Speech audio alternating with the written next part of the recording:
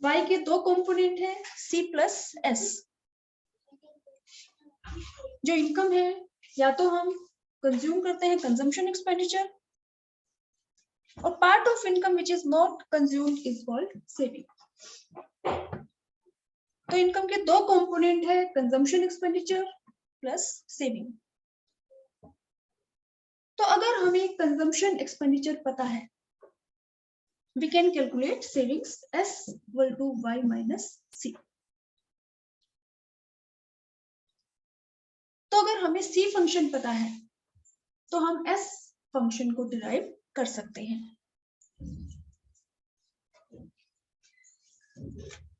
For example हम schedule के through explain करना चाहें तो ये इनकम, ये कंजम्पशन एक्सपेंडिचर और ये हमारा है सेविंग। इनकम 0 है तो भी हमारा कुछ न कुछ कंजम्पशन एक्सपेंडिचर होता है, उसको हम 20 अज्यूम कर लेते हैं। इनकम जैसे जैसे हमारी इंक्रीज होती है तो कंजम्पशन एक्सपेंडिचर भी हमारा इंक्रीज होता जाता है।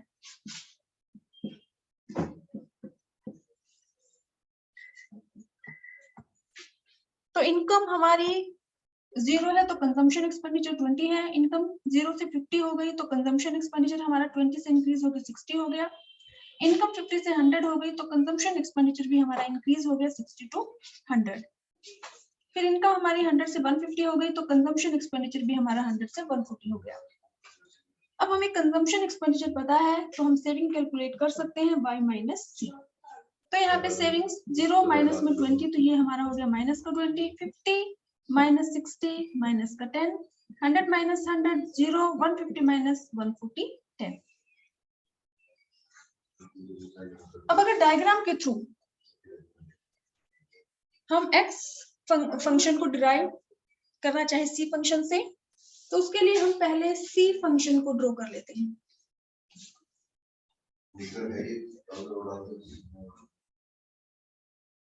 x एक्सिस और ये हमारा है y एक्सिस। x एक्सिस पे हम शो करते हैं इनकम और y एक्सिस पे हम शो करेंगे कंजम्पशन एक्सपेंडिचर।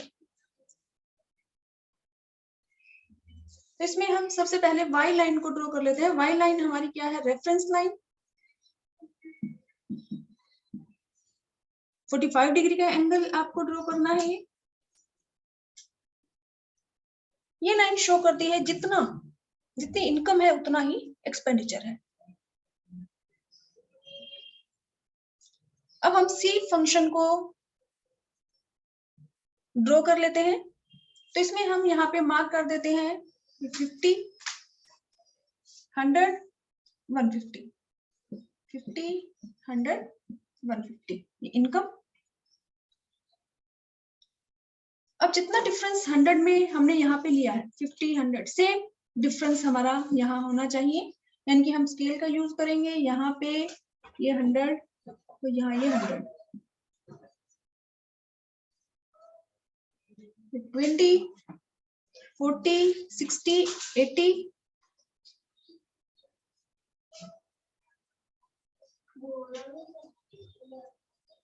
20, 40, 60, 80, 100, 120, 140।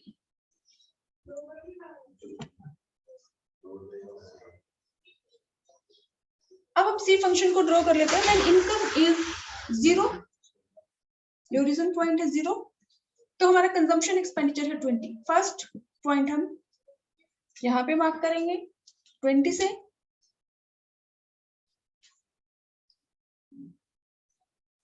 अब इनकम हमारी 50, 0 से 50 हो गई तो कंजम्पशन एक्सपेंडिचर भी हमारा 50, इनकम हमारी 50 लेंगे हम यहाँ से, और कंजम्पशन एक्सपेंडिचर हमारा 20 से 60 हो गया तो यहाँ से हम लेंगे 60।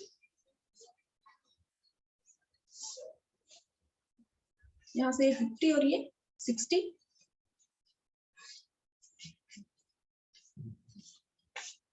अब हमारी इनकम 100 है और कंजम्पशन एक्सपेंडिचर भी हमारा 100 है, तो यहाँ ये इस पॉइंट पे। अब नेक्स्ट हमारी इनकम है 150 और कंजम्पशन एक्सपेंडिचर है 140, तो यहाँ से हम लेंगे 150 और यहाँ से ये है 140। अब जितने भी हमारे पॉइंट्स हैं, यहाँ 20 से हमने शुरू किया है, इन पॉइंट्स को हम ज्वाइन कर देंगे। तो ये जो पॉइंट है इसको हम क्या कहेंगे, ब्रेक इवन पॉइंट। ये हमारा सी फंक्शन। तो हमारा जो क्वेश्चन है, derivation of S function, derive S function from C function. It means C function हमें गिवन है। अब सी फंक्शन से हमें डिराइव करना है एस फंक्शन। तो उसके लिए हम एस जो कर्व है वो ड्रॉ कर लेते हैं। तो यहाँ पे सेम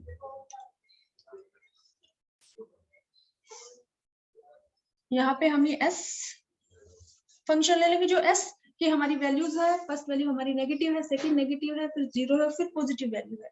तो एस जो है हम यहाँ नीचे यहाँ नेगेटिव पॉइंट लेंगे। तो इसमें हम सेम स्केल की हेल्प से यहाँ पे मार्क कर लेंगे कि ये 50 इनकम, यहाँ पे है ये 100 और ये हमारा इनकम है 150। एक्स एक्सिस पे हम शो करेंगे इनकम और वाई एक्सिस पे हम शो करेंगे सेविंग। यहाँ जो ये ओरिजिन पॉइंट है, ओरिजिन पॉइंट के अबव हम शो करेंगे पॉजिटिव हमारी सेविंग को, और ओरिजिन पॉइंट के बिलो यहाँ हम शो करेंगे हमारी नेगेटिव सेविंग को। तो हमारी जो सेविंग्स की वैल्यू है वो हमारी है 20 -20 -10 0 10। तो यहाँ पे हम मार्क कर लेते हैं जितना 20 में हमने ये जो डिफरेंस लिया है, सेम डिफरेंस हम यहाँ पे लेंगे कि ये हमारा है 20 और सेम डिफरेंस हमारा यहाँ नेगेटिव, यहाँ ये एक्स एक्सिस के बिलो यहाँ ये है माइनस का 20 और 0 और 20 के मिड में यहाँ पे हमने ले लिया ये माइनस का 10। अब हमें सी फंक्शन गिवन है, सी फंक्शन हमारे पास ऑलरेडी है। अब इसकी हेल्प से हम एस फंक्शन को कैसे ड्रॉ करें। तो फर्स्ट पॉइंट हमें पता है कि जो y है, as we know y equal to c plus s, if we know c then we calculate s, saving equal to y minus c, income minus consumption expenditure. अब first when income is 0, जब income 0 है, consumption expenditure 20 है, तो saving हमारी क्या होगी -20।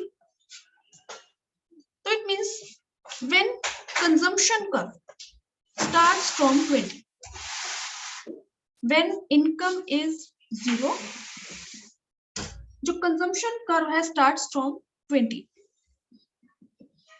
तो जो सेविंग कर्व है वो स्टार्ट होगा किससे, -20 से। ये हमने यहाँ कैलकुलेट भी कर लिया। When income is 0, consumption expenditure 20 है, तो सेविंग क्या होगी -20। मींस जब इनकम 0 है तो जो ऑटोनोमस कंजम्पशन एक्सपेंडिचर है सेम वही वैल्यू हमारी सेविंग की होगी, जो हमारा, इसको भी हम एस बार से डिनोट करेंगे। डिफरेंस सिर्फ इतना है, जब इनकम 0 है तो कंजम्पशन एक्सपेंडिचर हमारी पॉजिटिव वैल्यू है और सेविंग हमारी क्या होगी, नेगेटिव वैल्यू। तो सेविंग कर्व हम स्टार्ट कहां से करेंगे, -20। फर्स्ट पॉइंट सेविंग कर्व का हम कहां से लगाएंगे, यहाँ -20। When income is 0, saving curve start from -20 because consumption curve start from 20। अब second, when c equal to y, means हमें कंजम्पशन कर्व गिवन है। अब हम सेविंग कर्व कैसे ड्रॉ करें इस कंजम्पशन कर्व से। तो फर्स्ट पॉइंट तो जहां से कंजम्पशन कर्व हमारा ये शुरू है 20 से, यहाँ से y एक्सिस से हमारा कंजम्पशन कर्व स्टार्ट है, तो हमारा c अगर स्टार्ट है 20 से, तो सेविंग हमारी शुरू हो जाएगी -20 से। तो ये हमारा फर्स्ट पॉइंट हमने मार्क कर दिया सेविंग कर्व के लिए। अब सेकंड पॉइंट, व्हेन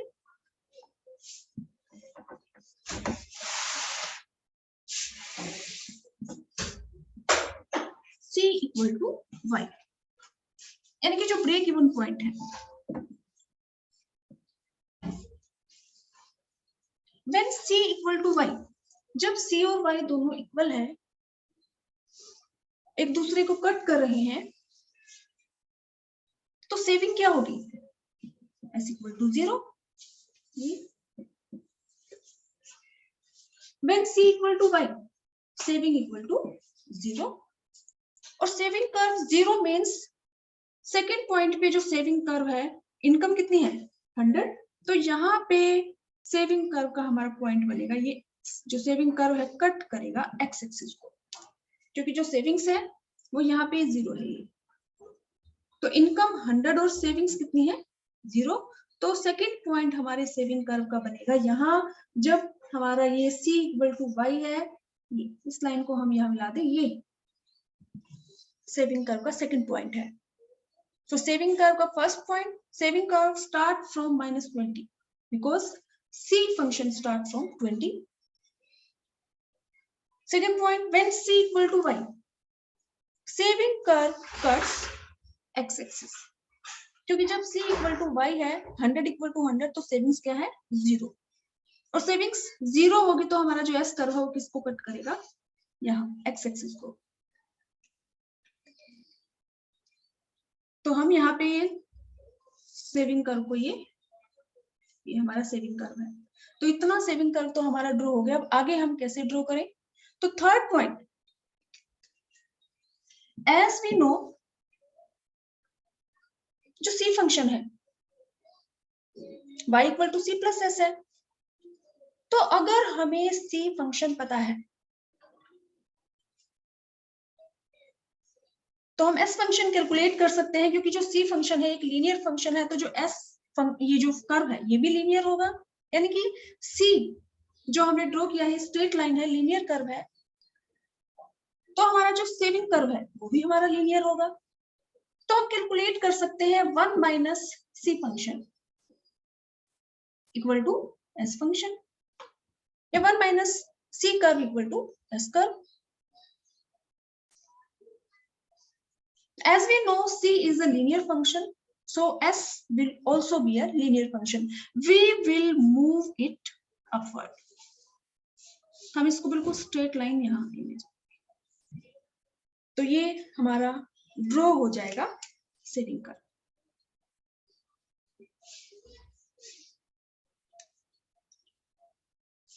तो बेटा 6 मार्क्स में ये क्वेश्चन कई बार CBSE में फाइनल एग्जाम में पूछा गया है। Derive S curve from C curve. तो इसमें 3 पॉइंट हमें एक्सप्लेन करने हैं कि सबसे पहले जब C हमारा स्टार्ट हो रहा है 20 से, तो S हमारा स्टार्ट हो जाएगा -20 से, यानी कि ओरिजिन पॉइंट के बिलो यहाँ से।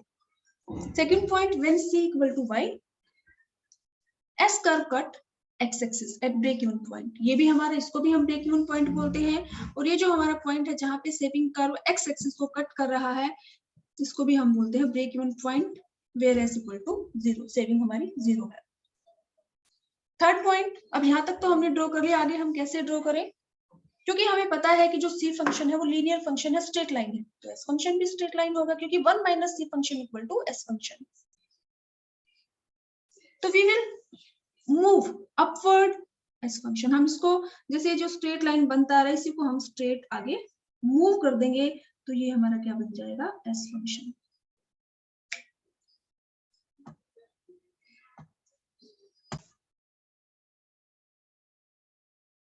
कंजम्पशन फंक्शन गिवन है C equal to C bar plus में BY।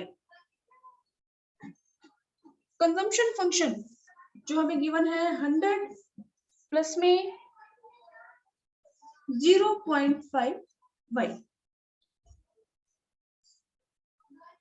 अब आपको प्रूव करना है as income increases,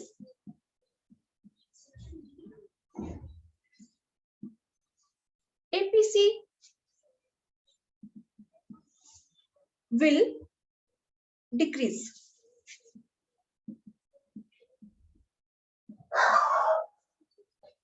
क्वेश्चन हमारा क्या है? C फंक्शन हमें गिवन है और उसके बाद आपको ये एक्सप्लेन करना है as income increases APC will decrease. तो अब एपीसी यानी कि जैसे इनकम इंक्रीज हो, इनकम हम अज्यूम कर लेते हैं एक बार 1000 एक बार 2000 कि जैसे इनकम इंक्रीज होती है जैसे जैसे, या आप चाहे तो और भी ऐड कर सकते हैं 3000 4000, तो क्या जो एपीसी की वैल्यू है, इनकम इंक्रीज हो रही है 1 से 2000 और जो एपीसी है वो हमारा डिक्रीज होगा। तो एपीसी कैलकुलेट हम करते हैं सी अपॉन वाई। अब y की वैल्यू हम अज्यूम कर लेते हैं क्योंकि प्रूव करना है जैसे जैसे इनकम इंक्रीज होगी तो एपीसी की जो वैल्यू है वो डिक्रीज होती है। तो इसमें y तो हमने एक बार 1000 ले लिया, 2000 ले लिया। अब सेकंड वैल्यू हमें चाहिए कंजम्पशन एक्सपेंडिचर। अब कंजम्पशन एक्सपेंडिचर के लिए हमें इक्वेशन गिवन है, तो हम कैलकुलेट कर लेते हैं एक बार c की वैल्यू व्हेन इनकम इज 1000। तो फर्स्ट हम ये अपनी इक्वेशन ले लेते हैं c equal to c bar plus में by। C bar autonomous consumption expenditure की वैल्यू है 100, 0.5। y की वैल्यू को हम पुट कर लेते हैं एक बार 1000, तो मल्टीप्लाई कर देंगे 1000 से, तो यहाँ पे हमारी वैल्यू आ जाएगी 1000 को 0.5 से अगर हम मल्टीप्लाई करें तो ये हमारे पास आ जाएगा 500।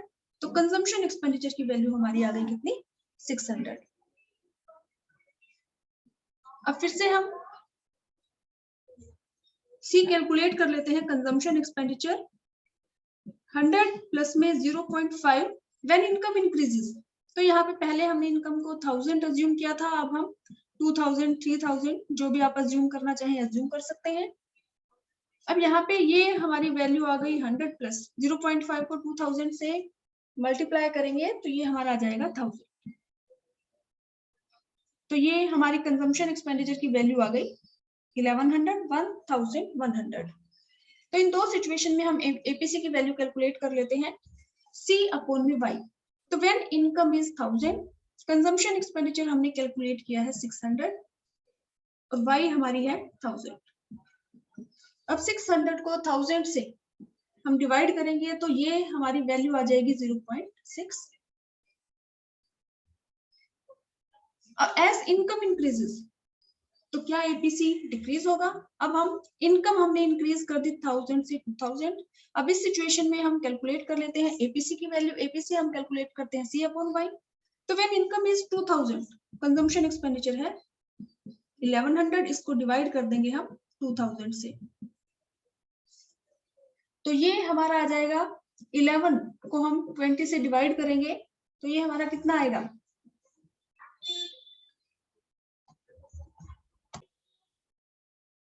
ठीक है बेटा।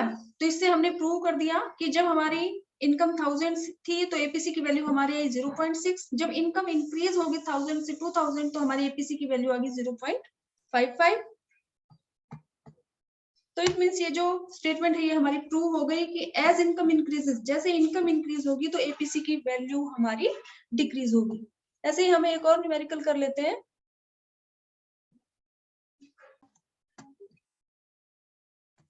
Find autonomous consumption